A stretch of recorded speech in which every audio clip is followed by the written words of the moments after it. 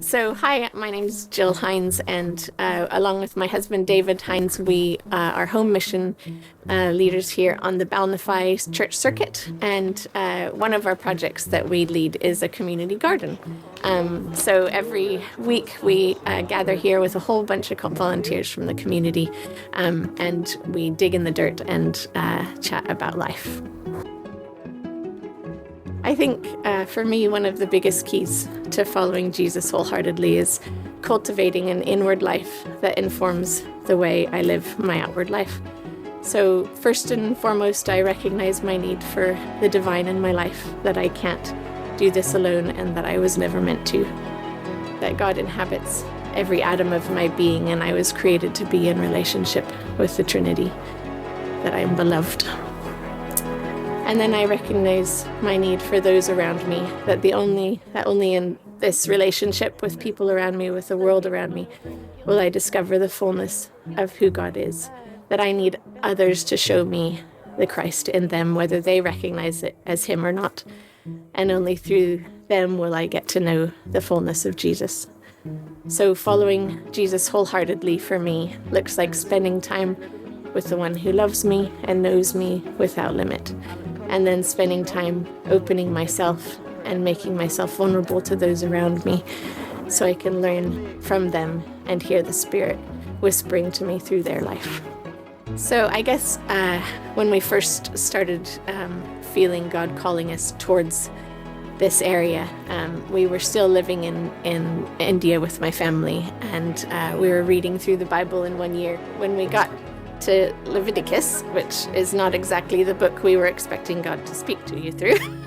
We read through the accounts of all the different festivals and traditions and all the different celebrations that the tribe of Israel would do together, and we began to ask questions like, what would it look like if we were to gather together to remember and to celebrate, to eat together and look forward to the future and hope together and look back at the past to remember together. And we thought that sounded really fun and had a notion that it would probably be really attractive to the world around us as well. So we shared our desire for kind of this new monastic type community that lived rhythms of life weaved throughout it, with a close friend, Karen, who was doing life with us in India, and found that she was having similar thoughts and nudges. And so we started looking in a few places, knocking on a few doors, beginning some conversations.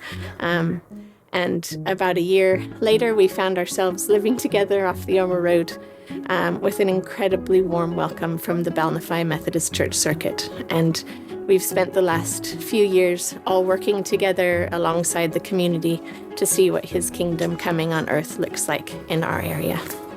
Following Jesus wholeheartedly in the mission that we're doing, I think really from the beginning of our time in Ballynafeigh Circuit, we've felt these two words, prayer and hospitality, have been really, really important. They've informed really all that we've done. So if following Jesus wholeheartedly is about cultivating an inward life so that it informs the way that we live our outward lives, prayer and hospitality in a way become the words that signpost all of that, what is happening really on the circuit. I watch Jesus speak to our teenagers through a Lectio Divina practice as we meet together in our small community group to worship and pray, or as I dig next to my friend in the garden who speaks so bravely of her struggle with mental health and begins to dream about starting a book club with people in the neighborhood. And as I hear the laughter of new friendships forming over a plate of food, all the different millions of small graces that Jesus gifts us with every day. We are so thankful for the financial support of the Methodist people across Ireland through Home Mission, because it speaks for us of a faith of a people who take seriously Wesley's call to social holiness, that we serve a God who loves to transform lives, and that the way He does that is most often through our hands and feet, walking out into the communities He has placed us in, that together we are better, and that He doesn't just call individuals but calls us to one another, to live and move and have our very being in Him.